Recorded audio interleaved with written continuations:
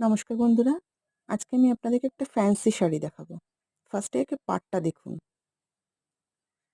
জরির পাড়। এটা আলাদা করে পাড়টা বসানো, মানে আমি বসাইনি, এরকমই কেনা। শাড়িটা এবার খুলে আমি দেখাচ্ছি, দেখুন। এটা কিন্তু পুরো একটা ফ্যান্সি শাড়ি।